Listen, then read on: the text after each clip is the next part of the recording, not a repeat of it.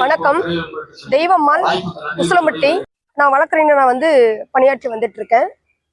இன்று தமிழ்நாட்டு பண்பாட்டு பெருவிழா மதுரை தமுக்கை மைதானத்தில் மிக சிறப்பாக நடைபெற்று கொண்டிருக்கிறது.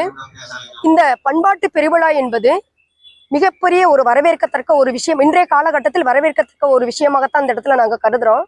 சாதி இல்லாத ஒரு தமிழ் சமூகத்துல இந்த மதவாதமும் இந்த சாதியவாதமும் ரெண்டும் ஒன்றிணைந்து இன்றைக்கு கோகுல்ராஜ் படுகொலையாக இருந்தாலும் சரி, சங்கரோட படுகொலையாக இருந்தாலும் சரி, இளவரசனுடைய படுகொலையாக இருந்தாலும் சரி, இன்று நடைபெற்று கொண்டிருக்கிற உட்சாதிகளுக்குள்ளே நடைபெற்று கொண்டிருக்கிற பல்வேறு சாதிய ஆணவ படுகொலைகளாக இருந்தாலும் சரி, இன்று கவினுடைய படுகொலை, இப்படி வரலாறு நெருகிலும் சாதிய ஆணவ படுகொலைகள் இந்த தமிழ்நாட்டில் நடந்து கொண்டேதான் இருக்கிறது.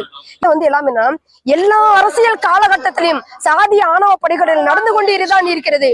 ஆனால் இன்னைக்கு அரசியல் பிழைப்புவாதத்திற்காக ஏதோ அதிமுக ஆட்சியில் மட்டும்தான் சாதிய ஆணவ படுகொலை நடந்து கொண்டிருக்கிறது, திமுக ஆட்சியில் மட்டும்தான் சாதிய ஆணவ படுகொலை நடந்து கொண்டிருக்கிறது என்று வேஷம் கட்டி வருகிறார்கள்.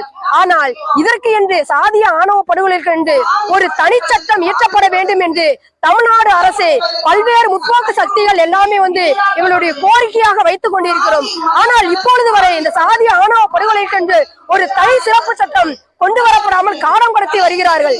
தமிழ்நாடு அரசு இந்த வர தேர்தலின் போது இதே அரசியல் நீடிச்சாலும் சரி, இல்ல மாற்று ஒரு அரசியல் வந்தாலும் சரி, இந்த விஷயத்தை தமிழ்நாட்டினுடைய சாதி ஆணவ படுகொலைகளை கருத்தில் கொண்டு இந்த சாதி ஆணவ படுகொலை கொண்டு தனி சட்டம் இயற்றப்பட வேண்டும். இதை மையப்படுத்தி மக்கள் அதிகார கழகம் இன்னைக்கு ஒரு பண்பாட்டு பெருவிழாக எடுத்துக்கொண்டிருக்கிறது.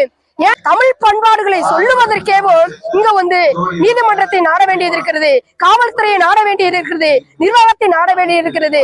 இதுதான் இன்றைக்கு ஒரு கலாச்சாரமாக இருக்கிறது. தோழர்கள், இதை நம்ம முற்றிலும் ஒழிக்கப்பட வேண்டும் என்றால் இது மாதிரி பல்வேறு அரசியல் சக்திகள் இந்த பண்பாட்டு கலைவலா போல சாதி மதம் கடந்து காதலிக்க வேண்டும், சாதி மதம் கடந்து அவர்கள் திருமணம் செய்ய வேண்டும்.